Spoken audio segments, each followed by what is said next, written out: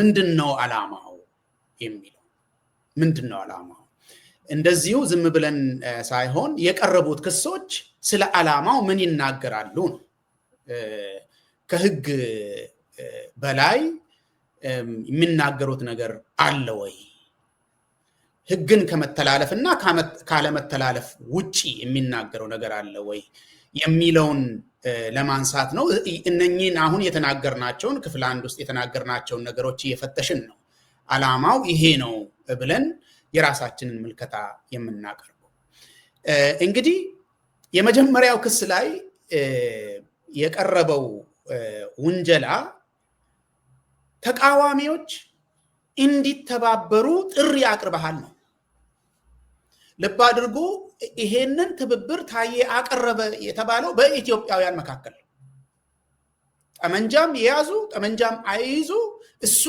ጥሪ አቀረበ ተብሎ የተከሰሰበት በኢትዮጵያውያን መካከል እጅ ለእጅ እንዲያያዙ ነው ጥሪ ያቀረበ እንጂ ባዕድ መጥቶ ከኢትዮጵያውያን ጋር እንዲያያዝ አይደለም የአገር ጥቅም ተላልፎ እንዲሰጥ አይደለም የአገር ጠላት መጥቶ አገርን እንዲወርም አይደለም ኢትዮጵያውያን ግን የዚህን አገር ችግር እንድትፈቱ ይሄ ያስፈልጋል ነው የታየ ምልከታ በስፋትም የተናገረበት ይሄ ነው አድማጮቻችንና ተመልካቾቻችን ደጋግመን እንደተናገርነው ከነገ ጀምሮ በተከታታይ በድጋሚ እናቀርባለን ከዚህ በፊት ያልሰማችሁም ሰዎች መስማት ትችላላችሁ ታዬ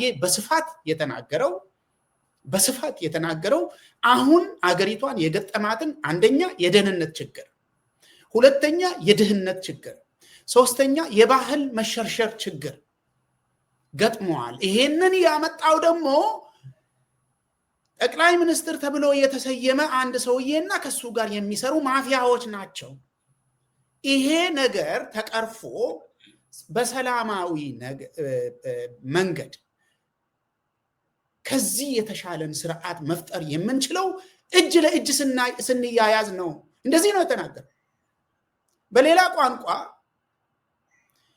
በአገሪቷ ብሔረሰቦች ስም ብሔርና ብሔረሰቦች ስም የሚንቀሳቀሱ የታጠቁ ኃይላት በአንድ በኩል ያልታጠቁ ኃይሎች ደግሞ በሌላ በኩል ቢተባበሩ አንደኛ መንገዳችን ይቀላል ሁለተኛ ዋጋውም በጣም ያነሰ ይሆናል ብሎ ታዬ ኢትዮጵያውያን መካከል እጅ ለእጅ መያያዝ ቢኖር ብሎ የሰጠው ምክር ነው በኢትዮጵያውያን መካከል በአንድ ሀገር ዜጎች መካከል ነው እጅ ለእጅ እንዲያያዙ ብሎ ጥሪ ያቀረበ እንግዲህ ይሄ ወንጀል ነው ከተባለ ምንድነው ወንጀል የማይሆነው የሚለውን ነው አሁን በጠመንጃ ስርዓትን ስለመጣልና በሰላማዊ መንገድ ስርዓትን አሸንፎ ስለ ስልጣን መያዝ እንርሳ ምክንያቱም አንደኛው አጋጣሚ ሙሉ ለሙሉ ዝግ ነው ይሄንን ለኢትዮጵያ ህዝብ ምንም የምንነግረው ነገር የለም እንደዚሁ ዝም ብለን እናውራ ተስፋ ከመንቆርጥ እንደዚሁ እንሞክር የሚሉ ዜጎች አሉ የሚንቀሳቀሱ ፖለቲካ ፓርቲዎችም አሉ መብታቸው ነው ነገር ግን ይሄ መንገድ ዝግ እንደሆነ በተደጋጋሚ የታየበት ሁኔታ ነው ይሄንን ዝም ብለን ሳይሆን ባለፈው ምርጫ ተብሎ የተደረገው ድግስ ኦሮሚያ ላይ አንድም ፓርቲ ከአብይ ጋር አልተወዳደረም አንድም ፓርቲ በኦሮሚያ ክልል የሚወዳደሩ ሁለቱ አሉ በነፍስ አሉ ተብሎ የሚታመኑ ኦነግና ኦፌኮ ጠቅላላ ቢሮአቸው ተዘግቶ አባላት ደጋፊዎች ወደ እስር ቤት ታስረው መሪዎቹ ደግሞ ግማሹ ወደ እስር ቤት ግማሹ ተገሎ ግማሹ ደግሞ ቤት ውስጥ ታስሮ ከቤት እንዳይወጣ ተደርጎ ነው ምርጫ የተባለው ነገር የተደረገው አሁንም ከዚህ የተሻለ ነገር ምንም ነገር የለም ስለዚህ ከዛ ውጪ ያለን አማራጭ መመልከት ሰብአዊነት ነው ሰው መሆንን ብቻ ነው የሚጠይቀው ይሄንን ስርዓት መቀየር አለብኝ ካልክ አንደኛው በር ዝግ ከሆነ ሌላኛውን በር ማንኳኳት ወሳኝ ስለዚህ ጠመንጃ ያነሱትም ዜጎች አሁን እኛ እነሱን ወክለን አናወራ ግን የራሳቸው የሆነ የፖለቲካ ፕሮግራም አላቸው ከዚህ በፊት ብዙ ጥረት ያደረጉ ሰዎች ናቸው መሪዎቹም የሚታወቁ ናቸው በኦኤልኤ በኩል ለምሳሌ በተደጋጋሚ ለድርድር ተጠርቶ ቁጭ ብሎ ዓላማዎቹን ተናግሮ እነኚህን ዓላማዎች አንዱንም አልቀበልም፣ ከፈለጋችሁ ጉቦ ተቀብላችሁ ቤትና ብር ልስጣችሁ፣ ገብታችሁ በልታችሁ ኑሩ፣ ሰብአዊነታችሁን ቁጭ አድርጉና እንደ ከብት ኑሩ ተብሎ ነው ጥሪ የተደረገላቸው። ይሄው ነው፣ ምንም ሌላ ነገር የለውም። ሰብአዊነትን ጣሉ ማለት ልጆቹ ጫካ የገቡት ህዝባችን ተዋርዷል፣ ተንቋል፣ የህዝባችን ድካም መና ቀርቷል ብለው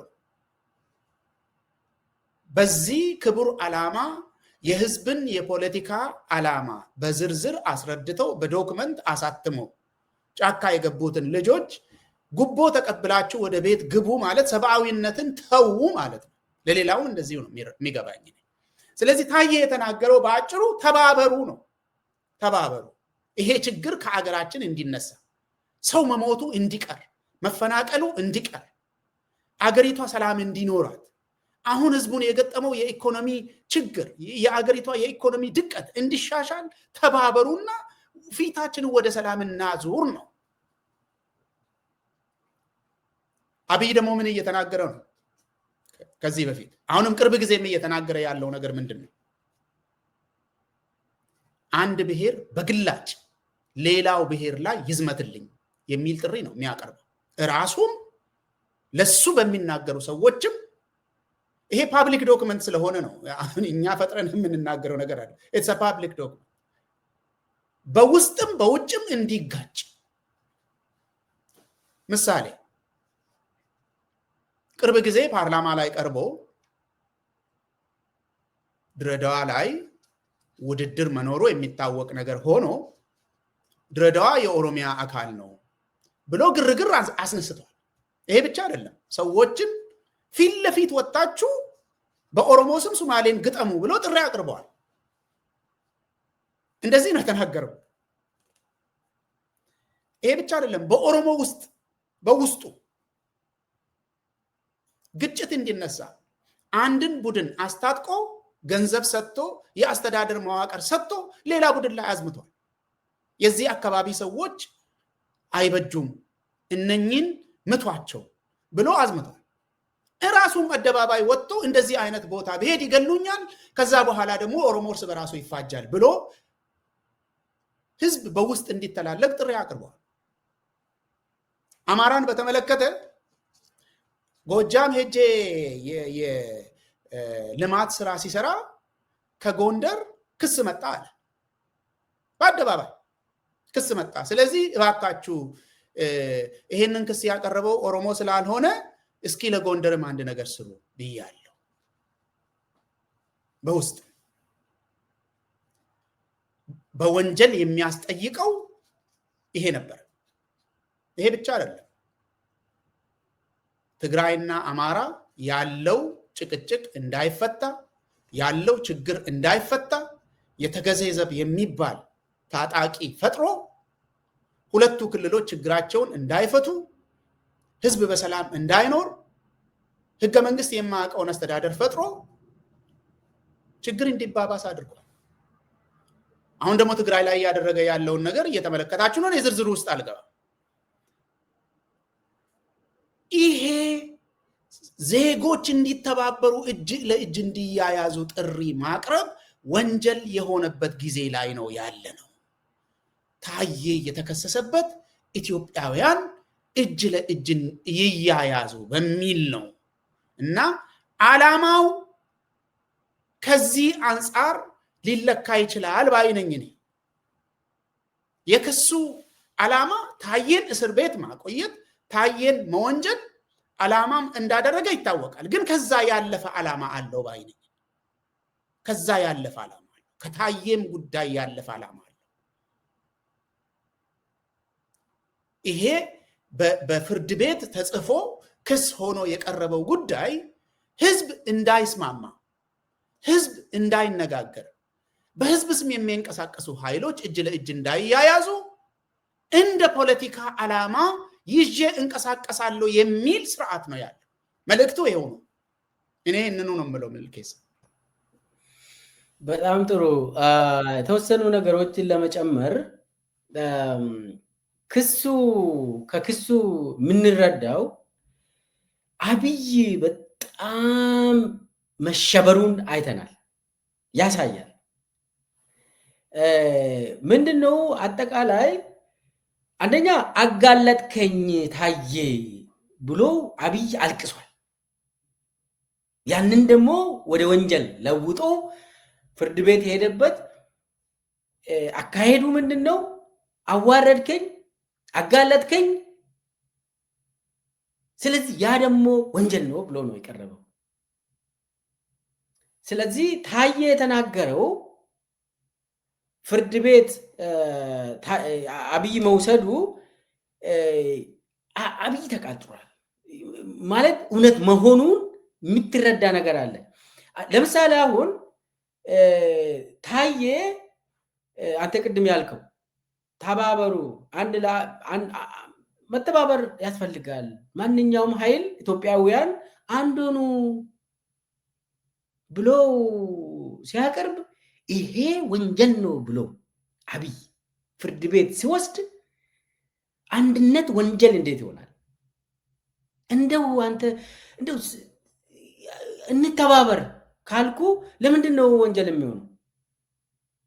ያውን አብይ ተስፋ መቁረጡን የሚያሳይ ነገር ነው። አንዱ ይሄ ነው። ሌላው ደግሞ ታዬ አብይ ላይ ነው ያነጣጠረ አይደል? በንግግሩ አብይን ላይ ያነጣጠረው አብይን እንትን ነክቷል። ያ ነው አብይን እንደዚህ ያሳበደው። ለምን ወንጀለኛ ባለቤት የሁሉም ችግር ባለቤት አንድ ሰው አብይ አህመድ ይባላል ብሎ መሰረት ጣለ እኮ ታዬ። የችግሩ ባለቤት አብይ አህመድ ነው። ያ መርዝ የሆነ ሰው አለ፣ በሰው ደም የሚጫወት ግለሰብ አለ ብሎ ታዬ ያቀረበው በጣም ተገዝቷል። እውነት ስለሆነ ኦሮሞም ሆንክ፣ አማራም ሆንክ፣ ትግራዋይም ሆንክ፣ ሶማሌ ሆንክ፣ ማንኛውም ዜጋ ሆንክ ይሄ ሀቅ ነው። ይሄ ሀቅ የሚያስተሳስር ሀቅ ነው። ስለዚህ አብይ ቢያብድ አይደንቅኝም። ታዬ ላይ ይሄ ወንጀል ነው ብሎ ያለውን ማለት ፍርድ ቤት ሂዶ ታዬ ላይ እንዲነበብ ተደረገ ይሄ ነገር። ስለዚህ አብይን ነጥሎ የባለቤት ማድረጉ ትክክለኛውን ባለቤት አውጥቶ ማሳየቱ ወንጀል ሆነ። አንዱ ይሄ ነው አብይን ያሳበደው። እውነትም ነው ነገሩ ደግሞ አንዱ ይሄ ነው። ሁለተኛው አሁን ብልጽግናም የለም ብሎ አልታየ ያለው አብይና የሱ ማፊያ ቡድኖች አሉ። ይሄ በጣም አናዷል ታየ አብይን። ለምን መሰለ? አሁን ኢትዮጵያ ውስጥ ጄኖሳይደር አብይ አህመድና እሱ ምልካቸው ገዳዮች አሉ። አሁን ታየ ለምንድን ነው ሙሉ በሙሉ በቃ የመንግስት ስርዓት ሙሉ በሙሉ ወንጀለኛ ነው ለምንድን ነው ያላልከው ነው አሁን ጥያቄው። አንዱ ይሄ ነው። አሁን እንደው መንግስት ሰራተኛም ፖሊስ መዋቅርም መከላከያ እንዳለ በግድም ወደ ጦር ሜዳ የሚወሰዱ ልጆችም ሁሉንም አንድ ላይ ወንጀለኛ አላልክም። ይሄ ትክክል አይደለም። እኔ ላይ ብቻ እንትን አርግ፣ እኔ ላይ ያነጣጠርከው ስህተት ነው ብሎ ታዬ ላይ እንትን ያደረገው እና ታዬ ነጥሎ የችግሩን ባለቤት ነጥሎ ያሳየው። ሌላው ደግሞ ተልኮ በግድም ይሁን በተለያየ ነገር አሁን እዛ መንግስት ውስጥ የሚቀመጥ አብዛኛው ሰው ተገዶ ነው፣ መሄጃ ስላጣ ነው። እሱን አሁን ታዬ በትክክል ለይቶ ወንጀለኛ ማን ነው፣ ተገዶ እዛ ውስጥ የሚቀመጥ ማን ነው ብሎ ሁሉንም ለይቶ ነው ያስቀመጠው። ይሄ አሁን አብይን አናደው ለክስ እንዲሄድ አድርጓል። ሌላው የመከላከያ ሰራዊትን በተመለከተ አሁን መከላከያ ሰራዊት ተዳክሟል። አሁን በዚህ ሰዓት እንዳውም ኢትዮ ፎረሞች የዘገቡት ስንት መከላከያ ሰራዊት ነው የጠፋ ተብሎ ግምገማ ተካሂዶ ወደ 100,000 ምናምን መከላከያ ሰራዊት አባላት ጠፍተዋል ይባላል። ጥይት ምናምን 40 ሚሊዮን የሚሆን ጠፍተዋል። ግምገማ የመንግስት የአብይ ግምገማ ራሱ ነው የመከላከያ ሰራዊት ግምገማ። አሁን መከላከያ ተዳክሟል። አሁን መከላከያ መዳከሙ ከየት መጣ? ታዬ ስላጋለጠኝ መከላከያ ሰራዊትም አሁን አለመታዘዝ ጀምሯል። አሁን በሌላ በኩል አብይ እያመነ ነው የሆነ ነገር። አብይ ይሄው የተዳከምኩት መከላከያም ትዕዛዝ እንዳይወስድ አድርጓል ይላል አይደል? ክሱ ላይ እኮ መከላከያም ታዞ ስራውን እንዳይሰራ ታዬ አድርጓል ይላል። አሁን መከላከያ እየተበተነ ያለው በታዬ ምክንያት ነው እንዳይ ማለት አዝማሚያው ወደዛ ነው የሚሄደው። የክሱ እንትን አዝማሚያው ታዬ እንደዚህ ስላደረገ እንትን አደረገ እኮ ነው አሁን። ስለዚህ አሁን አብይ በጣም ተናደው ወንጀል መሆን የማይችሉ ነገሮችን ወንጀል ሰርታል ብሎ የቀረበው ለምንድን ነው? ስለ አንድነት የምትጽፈው ስለ አንድነት የምትናገረው ብሎ አሁን ታዬ ላይ ወንጀል አድርጎ ያመጣው ይሁን ተሸንፏል አብይ። ሌላው ደግሞ ለምን ታዬ ለአማራ ተናገረ ነው። ታዬ የአማራን እውነት፣ የትግራይ እውነት፣ ሀቅ፣ የብሔር ብሔረሰቦችን ሀቆችን ለምን ታዬ ይናገራል? አሁን የታዬ ወንጀል ተብሎ እኮ የቀረበው እኮ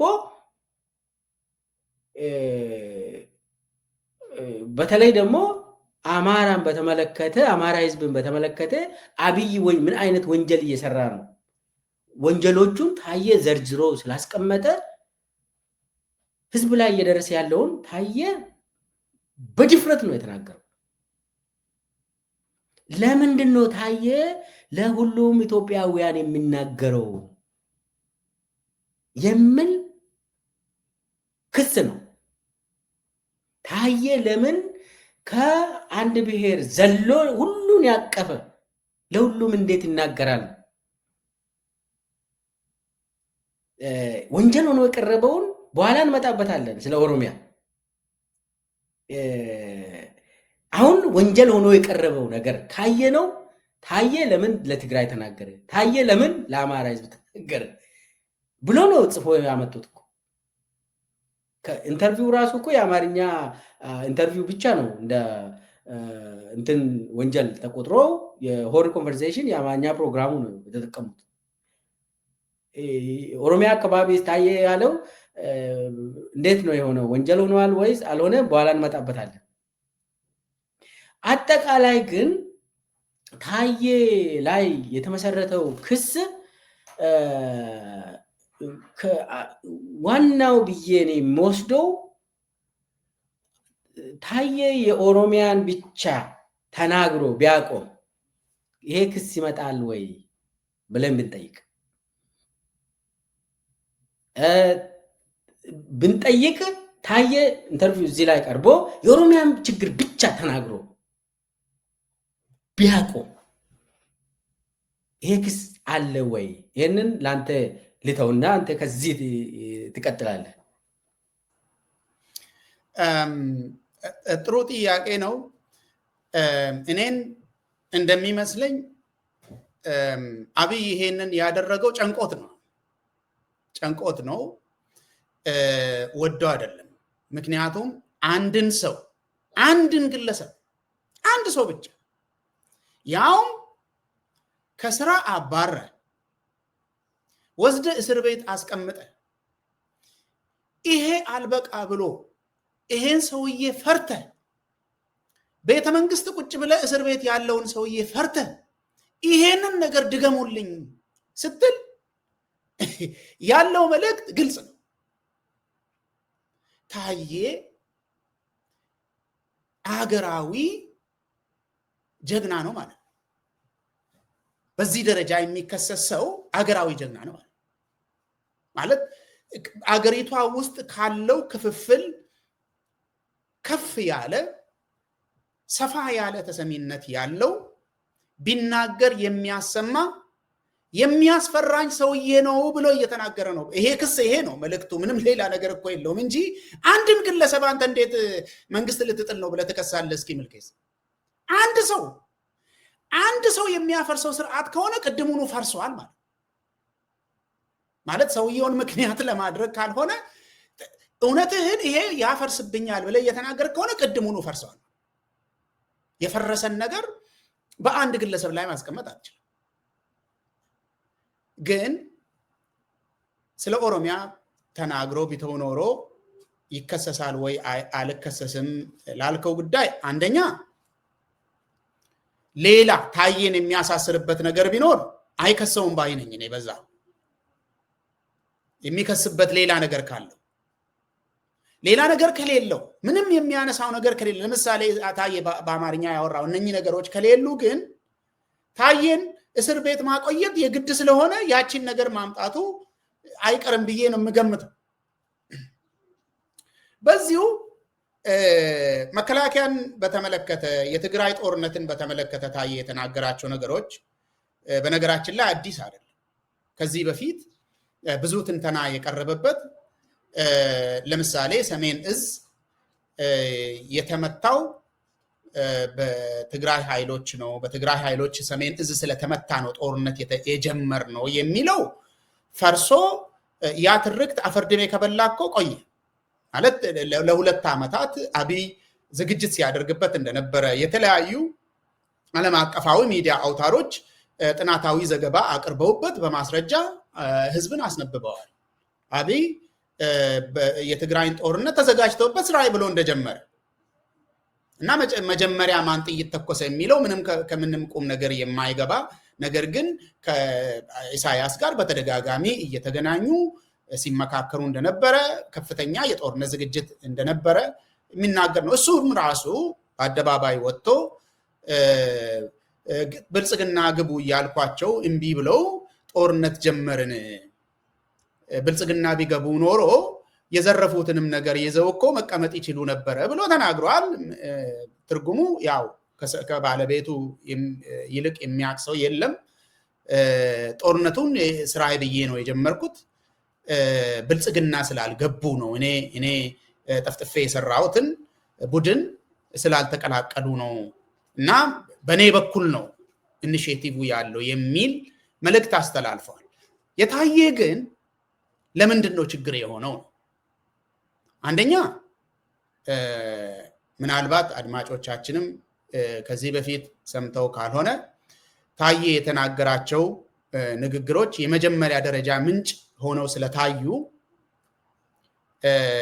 ኢትዮጵያውያን ብቻ ሳይሆኑ ከኢትዮጵያም ውጪ ያሉ ዲፕሎማቲክ ኮሚዩኒቲ አስተርጉመው አስተንትነው ታየ ያለውን ነገር ተሰምተዋል። በዲፕሎማቲክ ኮሚዩኒቲ ውስጥ በደንብ ተሰምተዋል። ሪኮርድ ነው። አሁን ሁሉም ኢትዮጵያ ውስጥ ጉዳይ ያላቸው ሀገራትን ብትጠይቁ ታየ የተናገራቸው ነገሮች በግልጽ ቁጭ ብለዋል። ምክንያቱም የመጀመሪያ ደረጃ ሰውዬ ነው። የስሚ አይደለም የተናገረው፣ ያየውን ከአብይ ጋር የነበረውን ኮንቨርሴሽን የተናገረው፣ ኤክስፒሪየንስ ያደረገውን ነገር ነው የተናገረው። አስተዳደሩ ውስጥ ከውስጥ ሆኖ ያየውን ነገር ነው የተናገረው። የአስተዳደሩን የውስጥ ማንነትን ነው የተናገረው። ስለዚህ በህዝብ ፊትም ሞገስ ያገኘበት አንደኛው ምክንያት ይሄ ይመስለኛል። ሁለተኛው ድፍረቱ ነው።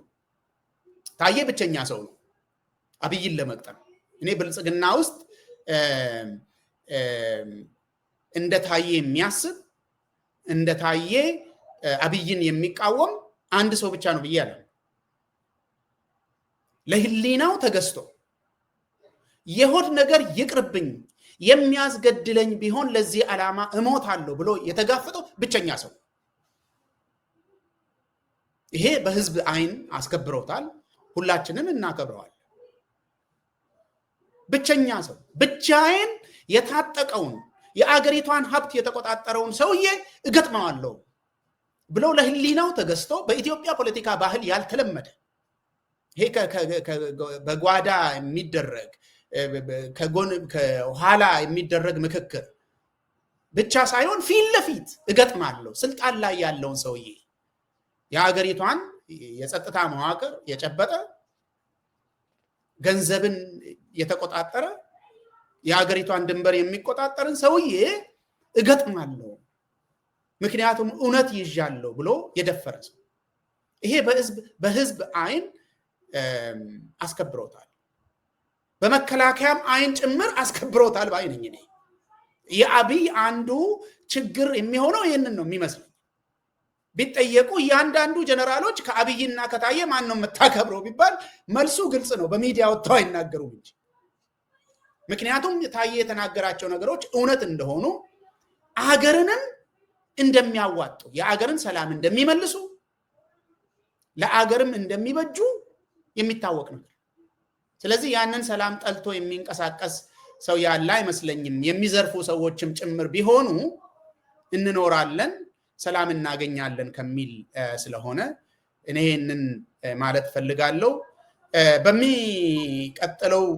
ወደሚቀጥለው ጉዳይ እንሂድ በዚህ ምልከታ ሌላ ሐሳብ ከሌለ ኦኬ የሚቀጥለው ጉዳይ ክሱ የተናገራቸውን ነገሮች ክስ ሆነው የቀረቡ ምልከታ ላይ እንግዲህ ተናግረናል ክሱ የደበቃቸው ጉዳዮችም አሉ ያም አላማውን ለማየት ወሳኝ ነው ብለን ስላሰብን ነው ክሱ ምንን ኢግኖር አድርጎ ነው እነኚህን ነገሮች ክስ አድርጎ ያቀረበው የደበቃቸው ነገሮች አሉ ምልከታ አዎ አለ ለምሳሌ አሁን ታየኮ በአብዛኛው ራሱ የተናገረው በኦሮሚያ ውስጥ ያየውን ነው ለምን በኦሮሚያ ስለሚንቀሳቀስ በተለይ የተለያዩ ነገሮችን እዛ ያየውን ነገር ተናግሯል ነገር ግን ታየ በኦሮሚያ አካባቢ ያየውን ነገር የተናገረውን ነገር እንደ ክስ አላቀረበም ለምሳሌ የአባገዳዎች በመንግስት መረሸናቸው የከረዩ አባገዳዎች 14-15 የሚሆኑ የከረዩ ኦሮሞ አባገዳዎች በአብይ ትዕዛዝ በነሽመልስ በአራርሳ መርዳሳ መረሸናቸው ታየ ተናግሯል ሻኔ ብላችሁ የጠረጠራችሁትን በአደባባይ ረሽኑ ብሎ ድምጻችሁን አጥፍታችሁ ጨርሱ ብሎ አብይ ትዕዛዝ የሰጠው ዛሬ እኮ መንገድ ላይ ማንንም ሰው ይረሽናል ኦሮሚያ ውስጥ በአብይ ትዕዛዝ ይሄ ነገር ይሄንን ታየ ተናግሯል ይሄ ግን እንደ ወንጀል ተቆጥሮ አብይ ክስ አልመሰረተበት ታየ ላይ ሴሌክቲቭ አድርጎ አሁን አብዛኛው ታየ ኦሮሚያ ላይ ስለተናገረ ወንጀል ሆኖ አልቀረበበትም ታየ ላይ ከዚህ ምንድነው የምንረዳ አንደኛ ወይ አብይ ይሄንን አምኗል ኦሮሚያ ላይ እየተፈጸመ ያለው ጭፍጨፋ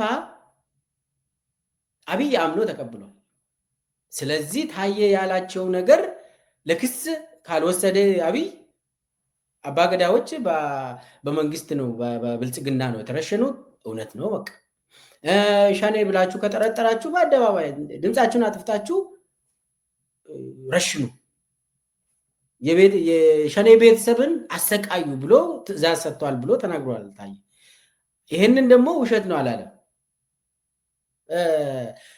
ስለዚህ አሁን እኔ ምንድነው የተለያዩ ብዙ ነገር አንስተዋል በኦሮሚያ በተለይ በኦሮሚያን በተመለከተ ለምሳሌ ከአጫሉ ግድያ ጋር ተያይዞ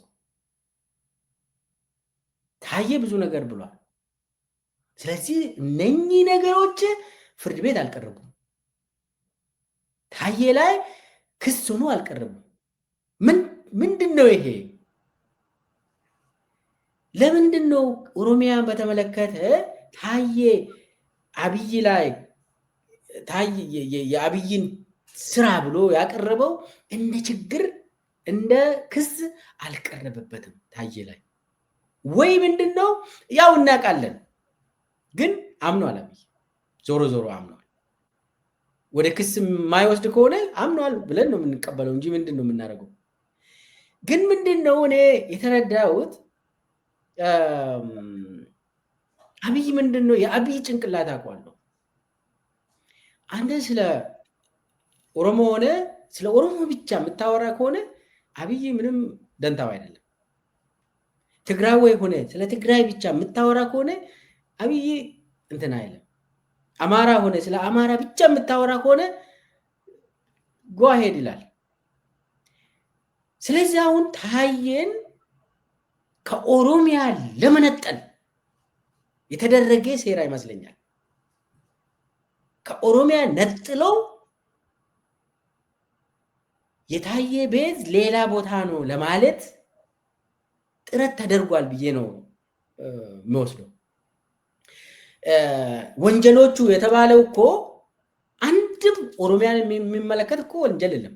የታየ ወንጀል ተብሎ የተነበበው ኦሮሚያን የሚመለከት አንድች ነገር እንግዲህ ወንጀል አልሰራም ታየ።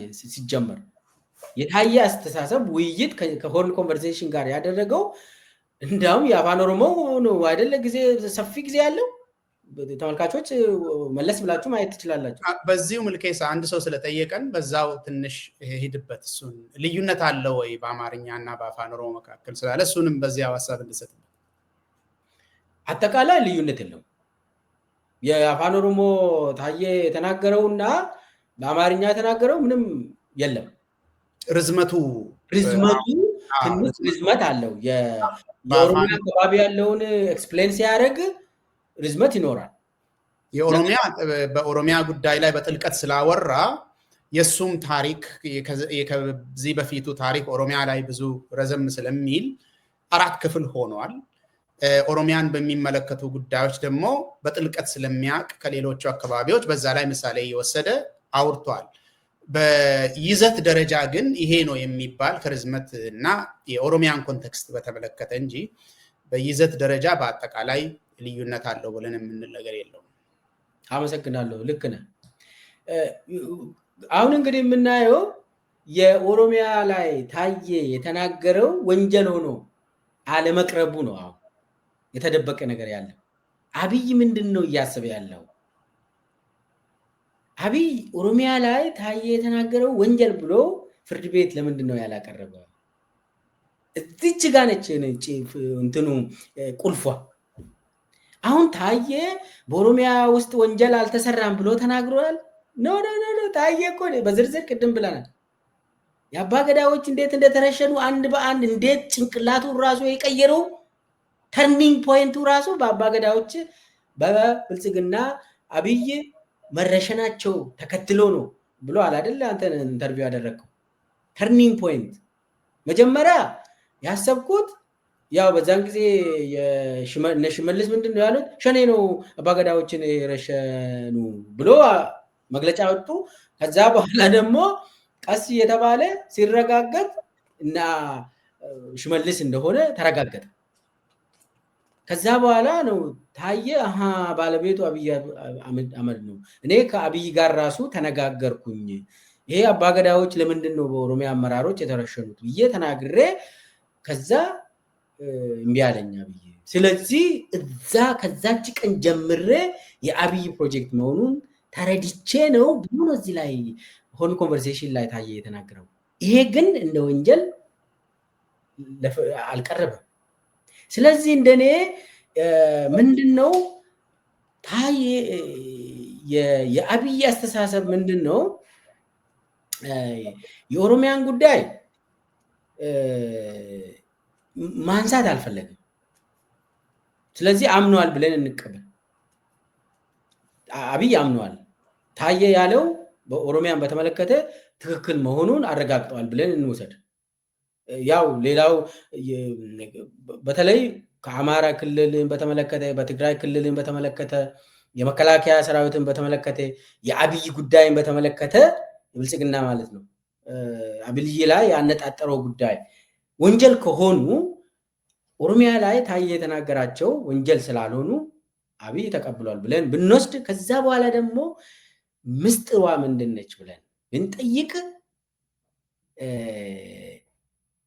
አንድ ሰው ከወጣ ማህበረሰብ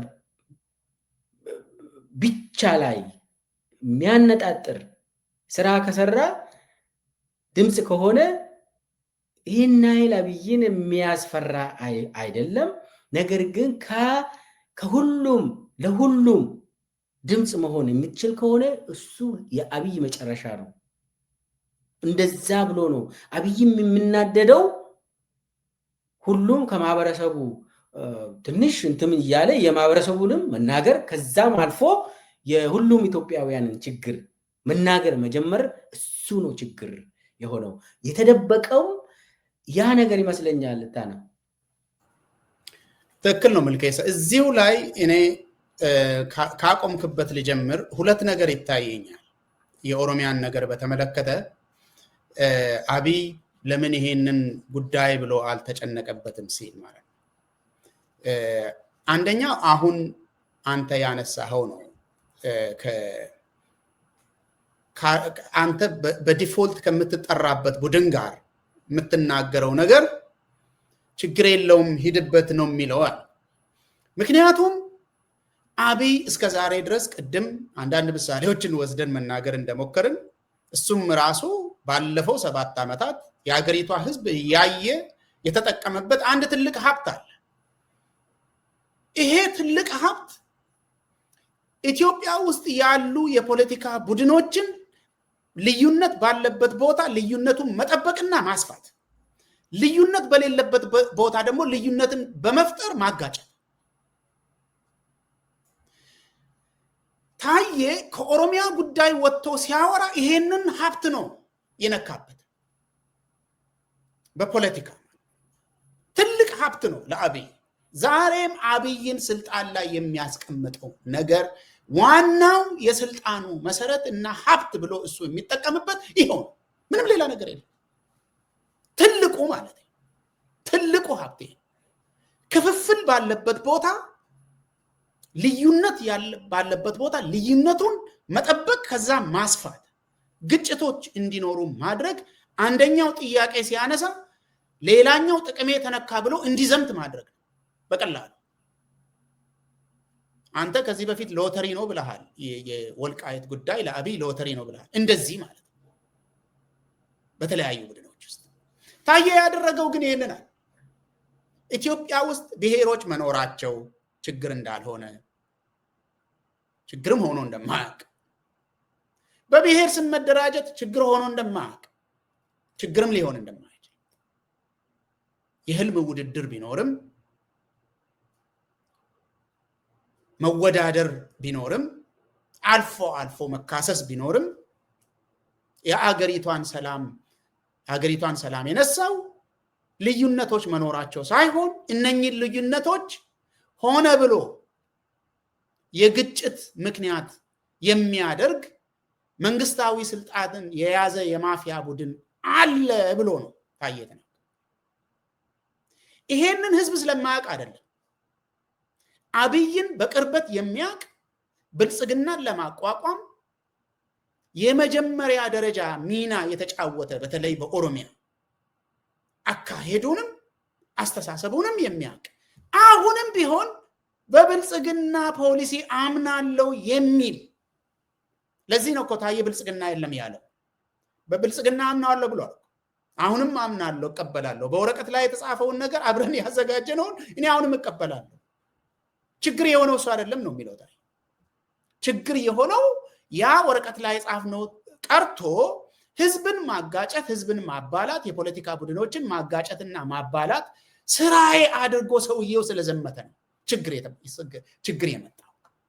ይሄንን እንደ ምስክር ወጥቶ ለኦሮሚያም አፋን ኦሮሞ ተናግሮ እዛ በኋላ ደግሞ ሌሎችን አካባቢዎችን በሚመለከት ሌሎችን ህዝቦችን በሚመለከት የአብይ አስተሳሰብ ምንድን ነው የሚለውን የውስጥ ምልከታውን ያጋለጠ። ስለዚህ የሚያዋጣችሁ ይሄንን ሰውዬ ለማሸነፍ የሚያዋጣችሁ መንገድ ይሄ ነው፣ ተባበሩ፣ እጅ ለእጅ ተያያዙ፣ የአብይን ሀብት የአብይን መሳሪያ የምትቀሙት ይሄንን ስታደርጉ ነው ብሎ ታዬ ምክር እየለገሰው ለዚህ ከመሬት ተነስተው አይደል። ይሄ አንድነት የሚባለው ቋንቋ በኢትዮጵያ ፖለቲካ ውስጥ በነገራችን ላይ ትላልቅ ወንጀሎች የተሰሩት ይሄ አንድነት በሚል ቃል። ለዚህ ይመስለኛል አሁን በኢትዮጵያ ስም የሚንቀሳቀሱ በተለይ ዳያስፖራ አካባቢ ያሉ ቡድኖች ከዚህ የተማሩ በሚመስል መልኩ አንድነት የሚል ቃል በማስቀረት ትብብር የሚል አማራጭ ቃላትን መጠቀም የጀመሩት። ምክንያቱም በሀገሪቷ ውስጥ በጣም ዘግናኝ የሆኑ የፖለቲካ ግድያዎች የተካሄዱት በአንድነት፣ ትላልቅ ወንጀሎች በህዝብ ላይ በፖለቲከኞች ላይ የተሰራው በአንድነት። አሁን ታየ ያለው እጅ ለእጅ ተያይዙ፣ ተባበሩ፣ የጎንዮሽን ግጭት አቁ። ያ ነገር አብይን በጣም ያበሳጨው ነው ይመስል። እዛው በሰፈር ብታወራ አንተ እንዳልከው ለአብይ ምንም ችግር የለው። ምክንያቱም እዛው ሰፈር ራሱ አንተን የሚቃወም አለ። ተዘጋጅቶ ቁጭ ብለዋል እኮ አይደለም። ልኬሳ የምናውቀው እኮ ነው። የኦሮሞ ብሔራዊ ትግል ውስጥ እኮ አንቱ የሚባሉ ሰዎች እኮ ዛሬ ተቀጥረው እየሰሩ ነው። ስለዚህ አንተ ደግሞ የምን ቤት ነው ብለው አርጩሜ ሆነው አብይ ላይ ስታወራ እንደ ታየ አይነት ሰዎችን በአርጩሜ የሚመቱ ሰዎች አሉ፣ የሚገርፉ ሰዎች አሉ ተቀጥረው ቁጭ ብለው። እሱ ለአብይ ችግር አይደለም። ለአብይ ችግር የሚሆነው ኢትዮጵያውያንን የሚያያይዝ እንዲረዳዱ የሚያደርግ ስራና ንግግር ሲመጣ ነው የኔ ችግር እያለ ነው አብይ። ይሄ ነው እየተናገረ ያለው። አሁን አላማ ብለን ይሄንን የተደበቀን ነገር ለምን የደበቁት ብለን የተናገርነው እየተናገርን ያለ ነው ይሄንን ነው። ችግር የመጣብኝ በዚህ ምክንያት ነው። ለምን አንተ ከዛም ከዚህም ተባበሩ ትላለህ? እንደዚህ ብሎ እኮ ነው ክስ የቀረበው እኮ በቀላሉ in its simplest form ክሱ እኮ ተባበሩ ለምን ትላለህ? ኢትዮጵያውያን እዛው በሰፈር ለምን ኦሮሚያ ላይ ተናግራ አታበቃ? አይበቃም እንደዛ ብታወራ የሚል በፖለቲካ ደረጃ ስንመለከተው እኔ ደክሜ ለፍቼ 7 ዓመት ሙሉ ግማሹን በጦርነት ግማሹን በማፈናቀል ግማሹን በገንዘብ በመግዛት ያጋጠምኩትና ያፋጀውትን እኔን አጋልጠ ስታበቃ ተባበሩ ብለህ ለምን ጥሪ ታቀርብብኛለህ? ይሄ ጥሪ ደግሞ ዝም ብሎ ጥሪ ሳይሆን ተሰሚነት ያገኘ ጥሪ ነው። ምክንያት ችግር የሆነው ነው። ተሰሚነት አግኝቷል። ኢትዮጵያ ውስጥ ያሉ ትላልቅ ከተሞች ውስጥ ያሉ ሰዎች ይነግሩናል። ታየ በሁሉም ህዝብ ጆሮ ገብቷል፣ ክብር አግኝቷል፣ እናከብረዋለን፣ ጀግናችን ነው ነው የሚሉት። ከኦሮሚያ ውጭ በመላ ሀገሪቱ ይሄንን እውነት ስለተናገረው የአገርን ደህንነት የሚያስጠብቅ የአገርን ሰላም የሚመልስ ሐሳብ ስላቀረበ የአገሪቷን ደህንነት ሊቀርፍ የሚችል መንገድ ሰጀስት ስላደረገ ነው። ምንም ሌላ ነገር አይደለም። ይሄ ይሻለናል፣ ይሄ ይበጀናል፣ ይሄ የጦርነት ጊዜ ይብቃ ብሎ ስለተናገረ ነው። ለዚህ ነው ህዝብ የሰማው። ምንም ሌላ ነገር አይደለም። ይብቃን ጦርነት። ይሄ እኮ ነው ያለው ታየ መጨረሻ ላይ ሲናገር እንደሰማኸው እኮ በወንድማማች መካከል ጦርነት ሲደረግ ለምን አልፈልግም ብለህ ትመለሳለህ? ለምን ተደራድረ በሰጥቶ መቀበል ለምን ይሄን ችግር አልፈታህም? 2 ዙር ለምን ትጥላለህ? በወንድማማቾች መጣላት የምትደሰት ነው፣ በህዝብ ደም የምትጫወት አረመኔ ነው ያለው እኮ በዚህ ጉዳይ።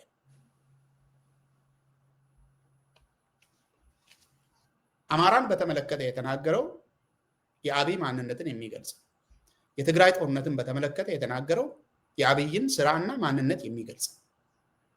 ይሄንን አቅርቦ ክስ አቅርቦ አይደለም የሄደው ታየ። መፍትሄ አለ ከፊታችን፣ ብራይት የሆነ ነገር ይኖራል ከተያያዘ ከተባበረ የጎንዮሽ አለመስማማቱን ከቀነስን የሚል በፖለቲካ ደረጃ አብይ ይሄንን ጉዳይ አድርጎ የኦሮሚያውን ዝም ብሎ ወደዛ የሮጠው ለዚህ ይመስለኛል። ከዛ በመለስ ሌላም ጉዳይ አለ። ኦሮሚያን በተመለከተ አብይ ሌሎች አካባቢዎች ላይ ጦርነት ሳይጀምር ነው ኦሮሚያ ላይ የጀመረው። በዚህ ሰዓት ሁሉም ሰው የሚያውቀው ነው። ስለዚህ ኦሮሚያን ለመቆጣጠር ጅምላ ግድያ ያስፈልጋል ብሎ ባሰበበት ቦታ ጅምላ ግድያዎችን አድርጓል። የአባገዳዎችን ጨምሮ ማለት ነው። ወጣቶችን ከእስር ቤት ወስዶ መግደል። ዛሬ እስር ቤት ውስጥ መቀመጥ ኦሮሚያ ውስጥ ፕሪቪሌጅ ነው። ለማታውቁ ሰዎች እስር ቤት ውስጥ በክብር ትልቅ ክብር ነው፣ ፕሪቪሌጅ። በእስር ቤት ውስጥ ገብቶ በሰላም መቀመጥ ትልቅ ፕሪቪሌጅ ነው ኦሮሚያ ውስጥ። ከዛ ወጥተው ነው የሚገደሉት ወጣቶች ብዙውን ጊዜ። በሚፈልግበት ቦታ ደግሞ ህዝብን ያፈናቅላል። በሚያስፈልግበት ቦታ ደግሞ በተደጋጋሚ ፕሮግራም ሰርተን እንዳጋለጥ ነው ታጣቂዎችን የሚመስል አደረጃጀት ፈጥሮ ልብሳቸው ሳይቀር አልብሶ ዊግ ገዝቶ አንጠልጥሎ ፀጉራቸው ላይ ሸኔ ነው ብሎ ያዘምታል። የሚገዙ ሰዎችን ደግሞ በገንዘብ ይገዛል። ይሄንን ሁሉ የሚያደርገው ኦሮሚያ የወንበሩ ዋና መቀመጫ ስለሆነ፣ ስለዚህ ጉልበትን ተጠቅሜ ኦሮሚያን የምፈልጋቸውን አካባቢዎች ቢያንስ ከተማዎችን እቆጣጠራለሁ፣ ምንም ችግር የለም የሚል ሰውዬ። ቅድም ያነሳው የእነ ሽመልስ ጉዳይ ይሄ ነው። እነሱን አዝምቶ ሀብት ሰጥቷቸው ሀብት እንደፈለጋችሁ ውሰዱ፣ የኔን ስልጣን ግን በማያሻማ መልኩ ረግጦ መሬት እንዲይዝ፣ መገደል ያለበትን ግደሉልኝ፣ መፈናቀል የሚገባውን አፈናቅሉልኝ፣ ገንዘብ የሚፈልገውን ደግሞ ገንዘብ ስጡልኝ ብሎ ኦሮሚያን በዚህ ጉዳይ እያዋከበ ነው 7 ዓመት ሙሉ የከረመው። ስለዚህ በጉልበትም በፖለቲካም የኦሮሚያ ጉዳይ እስከዚህም አያስጨንቀኝም የሚል ሰውዬ ነው። ለዚህ ብሎ ነው ኦሮሚያ ላይ ማንም ሰው እንዳይወዳደር በር የዘጋው። ምንም የምርጫ ውድድር ኦሮሚያ ላይ አማራጩ የተዘጋው ለዚህ ነው። አንተም በተደጋጋሚ በምሳሌ እንዳቀረብከው ሲመጣ ገና ሲመጣ ኦዲፒ ራሱ ሲመሰረት በግልጽ ነግረውናል ብለህ በተደጋጋሚ ምስክርነት እንደሰጠው ትግራይ ላይ ቲፒኤልኤፍ ሌላ አማራጭ ፖለቲካ ፓርቲ እንዲኖር ፈቅደው አያውቅም። እኛም ይህንን መፍቀድ የለብንም የሚል ጥሪ አቀረበ። ስለዚህ የኦሮሚያ ጉዳይ አይገደኝም ሚለው በእነኚህ ሁለቱ ምክንያቶች ይመስለኛል። አንደኛ በጉልበት የምፈልገውን ገድዬ የምፈልገውን የፈለግኩትን ነገር አርጌ ያውም ደግሞ ማንም ሰው ድምፅ በማይሆነው መልኩ እንደምታስታውሰው ነው ምልኬስ ህዝቡ ይሄን ሁሉ መከራ እየበላ ኦሮሞ ባለ ጊዜ ተብሎ የሚጠራበት ጊዜ አሁን ቀንሷል። በጣም ረጅም ጊዜ ነበር ባለ ጊዜዎች የሚሞት ህዝብ፣ የሚፈናቀል፣ የሚገደል፣ በጅምላ ሁሉ የሚገደል ህዝብ ባለ ጊዜ ተብሎ ሲጠራ ነው የከረመው በተቃዋሚዎች ሳይቀር። ስለዚህ ነው አብይ የጎንዮሽ ነገር ቀላል ስለሆነ ማጋጨቱ ቀላል ስለሆነ ለአንድ ቡድን የምታወራ ከሆነ ችግር የለውም ብሎ ለዚህ የተዘጋጀ ብዙ ኃይል ስለሚኖር አውቆም ሳያቅም የሚያደርገው የሚወዳደር የሚጋጭ ብዙ ቡድን ስላለ፣ ስለዚህ በዚህ ሁለቱ ጉዳዮች የኦሮሚያ ነገር ብዙም አይገደኝም፣ ነገር ግን በኢትዮጵያ ደረጃ የሚንቀሳቀስ ነገር ይሄ ትልቅ ሀብት ይቀማኛል ብሎ የሚፈራ ሰውዬ ነው አብይ። በጣም ነው የሚፈራው። ይሄን አብይን ችግር የሆነበት ይሄ ነው እና የክሱን ዓላማ አንዱ ፍንትው አድርጎ ያሳያል ያለው የኦሮሚያ ጉዳይ ምንም ጉዳይ ተብሎ እዛ ውስጥ ባለመግባት በዚህ በሁለቱ ጉዳዮች አንደኛ በጉልበት እያስከበርኩ ነው፣ ሁሉንም አካባቢም ባይሆን ለኔ ስልጣን ዋና የሆኑ አካባቢዎችን በጉልበት ተቆጣጥሬ ያለው የሚል በዛ ደረጃ ደግሞ በፖለቲካ ደግሞ የምታወራ ከሆነ የሚዘምቱልኝ ከዛም ከዚህም ይኖራሉ። ለራሳቸውም ብለው የሚዘምቱ አሉ፣ ተገዝተውም የሚዘምቱ አሉ። ስለ ራስ ስታወራ ችግር የለውም። ኢትዮጵያውያንን ለማስተባበር ስትንቀሳቀስ ግን የደም ስሬ ይቆረጣል። ደም ስሬ ይቆረጣል። አሁንም ቢሆን ኢትዮጵያ ውስጥ የሚንቀሳቀሱ በኢትዮጵያ ጉዳይ የሚንቀሳቀሱ ተቃዋሚዎች ታየ እንዳለው የታጠቁትም ያልታጠቁትም አብይን መሳሪያ መቀማት የሚችሉት ይሄንን ሲያደርጉ እንደሆነ አብይንም ደግሞ በጣም የሚያስፈራው ይሄ ጉዳይ እንደሆነ ማወቁ ተገቢ ነው ለማለት ነው። መልኬሳ እኔ እዚሁ ላይ ነው የሚጨርሰው። አንድ ሁለት ነገር ልጨምር። አሁን የመጨረሻው ክሱ ብልጽግና የለም ያለው ለአብይ የተመሰረተ በአብይ የሚንቀሳቀስ የወንጀለኛ ማፊያ ቡድን ነው ያለው እንደ ስም ማጥፊያ እንትን ተደርጎ ክስ ሆኖበት ነው የቀረበው። ምንድነው ከዚህ የምንረዳው? ታየ አሁን ብልጽግና አብይ በብልጽግና ራሱ ተቀባይነት እንዳጣ ይመስለኛል። አብይ ራሱ ማለት በመዋቅሩ በብልጽግና መዋቅር ተቀባይነት አጥቶ አብዛኛው አባላት ማለት በአደባባይ ማውራት ጀምሯል። አብይ አስጨረሰን፣ አለቅነ።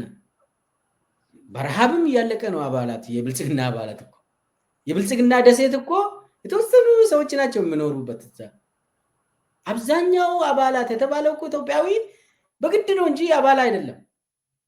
ስለዚህ አሁን ከክሱ የምንረዳ አብይ በራሱ አባላት ተቀባይነት እያጣ መሆኑን የመሰከረ ይመስለኛል። ዝም ተብሎ አሁን የሆነ ነገር ስለ አብይ በጣም ከተዋረደ በኋላ ነው ትንሽ ነገር የሚያወራ። ለምሳሌ አሁን በመጀመሪያ ክስ ላይ አማራ ህዝብን ቀሰቀሰብኝ ይላል። ታየ አማራ ህዝብን ቀሰቀሰብኝ ስል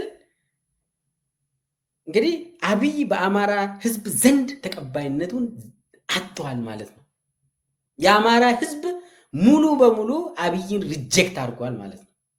አብይ ቀሰቀሰብኝ ካለ አብይ ብሎ ታየ አማራ ህዝብን ቀሰቀሰብኝ በከፍተኛ የሚቀሰቅስ ይላል እኮ ህዝብን አማራ ህዝብን በከፍተኛ የሚቀሰቅስ ንግግር ነው ያደረገው ብሎ እቺን ከተናገረ አብይ በክሱ በአማራ ህዝብ ዘንድ አብይ አለቀለት አልቆለታል ማለት ነው። አልቆልኛል ብሎ አወራም አብይ። በክሱ በኩል ግን የተናገረው እንዳለቀለት የሚያሳይ ነገር ነው። ይሄ ደግሞ በግልጽም የምናይ እኮ ነው አይደል እንዴ? በግልጽ አማራ ህዝብን እየጨፈጨፈ አሁን ታየ ምንድነው ብለው ነው እዛ ክሱ ውስጥ ዝርዝር ያስቀመጡት። በድሮን ይጨፈጭፋል፣ ሰውን ይገላል በአማራ ክልል ውስጥ እንደዚህ ብሎ ተናገረ ነው። እናስ ምን እያደረገ ነው አብይ? በድሮን እየጨፈጨፈ አይደለም? ሰውን እየጨፈጨፈ አይደለም? አማራን አጠፋለሁ ለታየ ብቻ አይደለም ይህንን የተናገረው፣ ለብዙ ሰው ነው የተናገረው። እኔም ይህንን ተናግሬያለሁ። አብይ አማራ ህዝብን አፈርሳለሁ ብሎ ደረቱን ነፍቶ ነው አይደል እንደ ይህንን ሲያወራ ነበረው። በኦሮሚያ ብልጽግና አካባቢ እኮ ይህ እኮ የአደባባይ ምስጢር ነው። ታየ ይህንን አለብኝ ብሎ ዛሬ ክስ ያመጣ አማራ ህዝብ ሪጀክት ያደረገኝ እንደው ትንሽ ቆይቶ ደግሞ ፋኖ ራሱ የበረታብኝ እኮ ታየ የተናገረው ነገር ብሎ ሊያወራ ይችላል አብይ። ለምን ውድቅ ሆነበት ክስ ላይ ታየ ከፋኖና ከኦኤልኤ ጋር ይሰራል ብሎ ነው ክሱ አይደል? አሁን ደግሞ ምንድነው አማራ ህዝብን በከፍተኛ ቀሰቀሰብኝ ብሎ ነው የከሰሰው። ይሄ ምንድነው የሚያሳየው? የአማራ ህዝብ ትግሉ በጣም ከፍ ያለ አብይን ሪጀክት እያደረጉ መሆኑን የሚያሳይ ነገር ነው። ስለዚህ አብይ እያመነ ነው። ይሄ መከላከያን በተመለከተ ትግራይ ህዝብን በተመለከተ ፍራቻውን ተናግሯል። ቅድም ብለናል። ይሄንን አጠቃላይ ምንድነው ከዚህ የምንረዳ የታየ ወንጀል ምንድነው? አጠቃላይ የተባለው ኢትዮጵያውያን ተባብራችሁ ይህንን ሰውዬ ተገላገሉ ያለው ወንጀል ሆኖ ቀርቦበታል። ምሁራን ህዝብን አስተምሩ፣ ይሄም ወንጀል ሆነ። እሺ ምን ይደረግ? ማን ነው የሚያስተምረው ህዝብን? አብይ ነው የሚያስተምረው? የብልጽግና ኢቲቪ እና ፋና ነው ህዝብን የሚያስተምረው? የሚገርም እኮ ነው። ወንጀል ሆኖ የቀረበው እኮ ልቃን ማህበረሰቡን አስተምሩ፣ አደራጁ የተባለው ወንጀል ሆነ። እናስ ምን ይሁን? ስለዚህ ብልጽግና አብይ በጣም የፈራ ይመስለኛል። እኔ እዚህ ላይ ላቁምና የመጨረሻ ነገር ካለ ጨምርበት። እዚሁ ላይ አንድ ነገር እንድትጨምር የምፈልገው ምልኬሳ፣ አብይ የትብብር ጉዳይን ይሄን ያክል ትኩረት ከሰጠው ተቃዋሚ ኃይሎች ደግሞ በአገርም በውጭም ያሉ ይሄን ያክል ትኩረት ሰጥተዋል ወይ የሚለውን ነገር ሀሳብ እንሰጥበት። አብይ በጣም ጨንቆት ክስ አድርጎ አቅርቧል። ኢትዮጵያውያን የተባበሩ ወይ የሚለውም ማለት ምን ያክል ትኩረት ተሰጠው የታየ መልእክት የሚለው? የታየ መልእክት በተለይ ትብብርን በተመለከተ ኢምፓክት አለው፣ ኢምፓክት ፈጥሯል። ሁሉም በተለይ በሁሉም አካባቢ የሚንቀሳቀሱ ማህበረሰብ እንቅስቃሴ ጀምሯል። ነገር ግን ታየ በፍጥነት ብሎ ነው የተናገረው። ጊዜ መስጠት አያስፈልግም፣ በፍጥነት ወደ መተባበር እንሂድ ብሎ ምክር ሰጥቷል። በዛ ደረጃ እንቅስቃሴ ያለ ብዬ አልገምትም። ታየ ባስቀመጠው ፍጥነት እኔ አላየውም። ነገር ግን ደግሞ ታየ ያንን ከተናገረ በኋላ አብዮት ፈጥሯል። በዳያስፖራ ውስጥ አይተናል። የተወሰኑ አብዮቶች አሉ። አብረን እንስራ፣ እንነጋገር፣ እንተባበር መባል ተጀምሯል። የተወሰኑ እንቅስቃሴዎች ሄደናል። እኛም ለምሳሌ በኦሮሞ ፖለቲካና ምሁራን እንደው ጀምረናል አይደል? እንደ ከታየ ጥሪ በኋላ ነው ጀመርነው። በተለያዩ እንትንም ጅምሮች አሉ። ግን በዛ ታየ ሲሪየስሊ በተናገረበት ደረጃ ትኩረት ተሰጥቶ የታጠቁም ያልታጠቁም ሲሪየስሊ ወስዶ ብዙ አልሄድንበትም። ታየ እኮ በዛን ጊዜ በዛ ደረጃ አሁን እዚህ ላይ መካድ የለብኝም። እንቅስቃሴዎች አሉ፣ የተገኙ ድሎች አሉ። አብይም ለዚህ ነው የፈራ። ፍርሃቱም የታየ መልእክት መሬት ላይ ደርሷል፣ ሰውም መተሳሰብ ጀምሯል ነው። ታየ ግን ከዛ በላይ ነው የጠየቀው። ታየ ከዛ በላይ ስለጠየቀ በዛ ደረጃ ብንንቀሳቀስ አብይ ይፈርስ ነበር። ያኔ ታየ እኮ ኢትዮጵያ ትፍረስ አላለም። አብይ ይፈርሳል፣ አብይ ይነቀላል፣ ህዝቡ አንድ እጅ ለእጅ ይያያዛል ብሎ ነው የተናገረው። ነገር ግን አብይ ተዳክሟል። ኦብቪየስሊ የእሱ ስርዓት ተዳክሟል። ግን ከዛ በላይ መሰራት ይቻል ነበር። ግን ብዙ ስራ ይጠብቁናል ብዬ አምናለሁ። ይታና መልካም። ይህንን ነገር ማስታወሱ በጣም አስፈላጊ ነው። በተለይ ቅድም እንዳነሳ ነው ክስ ላይ የቀረበው አንዱ የታጠቁ ኃይሎች ትብብር ነው። እነሱም መተባበር እንዳለባቸው አጽንኦት ሰጥቶ በእውነት ታየ ተናግረዋል። እንግዲህ ያ ነገር ድፍረትን የሚጠይቅ ነገር ነው። ድፍረትን የሚጠይቅ ነው። ትብብር መፍጠር፣ በተለይ በአደባባይ የሚታዩ ትብብሮችን መፍጠር ድፍረትን የሚጠይቅ ነው። ምክንያቱም ታየ ድፍረት ኖሮት ነው በዚህ ደረጃ ሊሰማ አይቻልም። ድፍረት ስላለው እንጂ ከኋላ ኋላ እየሄደ ያንሾካሾከ የሚናገረው ይሄ እንደዚህ ለሰው ይገባል ምናምን እያለ አይደለም። በግልጽ በግላጭ እየመጣ ነው የተናገረው። በአፋን ኦሮሞም በአማርኛም የተናገረው ይህንን ነው። ከዚህ በፊት በተደጋጋሚ ተናግረናል። የታጠቁ ኃይሎች መካከል የሚደረግ ትብብር በድብቅ መሆናቸው ብዙ ጥቅም አለው ብዬ ነው ያላስብ። ብዙ ጥቅም አላቸው ብዬ አላስብ። ድፍረት የተሞላበት የግላጭ ትብብር የሚያስፈልግ ነው ባይ ነኝ። በተለይ የትግራይ ጦርነት ጊዜ ኦኤልኤ እና ቲዲኤፍ መካከል እንደተደረገው ማለት ነው። ድፍረትን ይጠይቃል የምልበት ምክንያት ምንድነው? ይሄንን የሚያስፈራራ ከሁሉም ወገን በብዙ ወገን ያለ እንዴት ከነሱ ጋር ትተባበራለህ የሚል ከዚያም ከዚህም የሚያስፈራራ ስላለ ነው። ለዚህ ነው አመራሩ ድፍረት ኖሮት አዲስ ነገር ሊፈጥር ይችላል ብዬ ነው የማስበው። አዲስ ነገር ምንም ድፍረት ከሌለውም አመራር አዲስ ነገር መፍጠር አይችልም፣ ወደፊትም ማራመድ አይችልም። ሁሉም ሰው በየአካባቢው የሚችለውን እያደረገ ነው። አብይ ከዛ ጉዳይ የለውም ብለን ተናግረናል። ይሄ ነው የሚባል ነገርም በአገር ደረጃ የሚታይም ነገር እስካሁን አልተፈጠረም።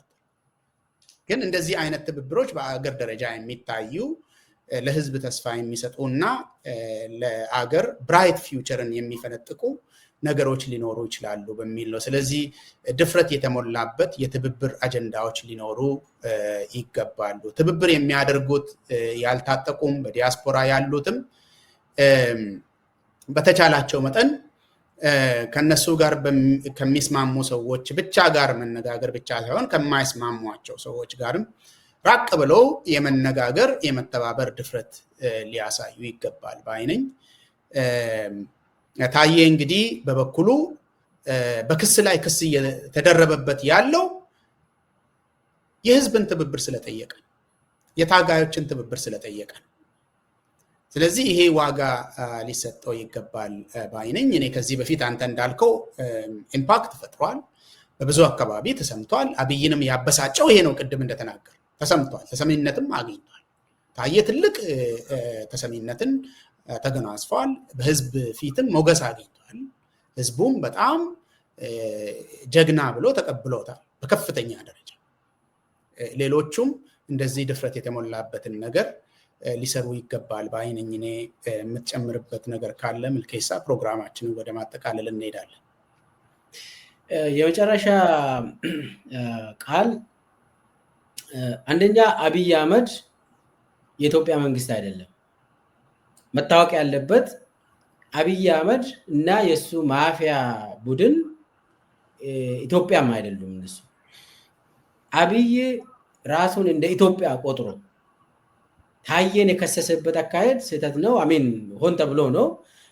አሁንም ታዬ በአቋሙ ይጸናል ያለው አብይና የሱ ግብረ አባር ነው ኢትዮጵያን እየበጠበጡ እያፈረሱ ያሉት። ስለዚህ አሁን ኢትዮጵያውያን ደግሞ ታዬ ጥሪ እንዳስተላለፈው አንድ ሆነን ተባብረን የአብይ ስርዓትን ማፍረስ ይግድላል።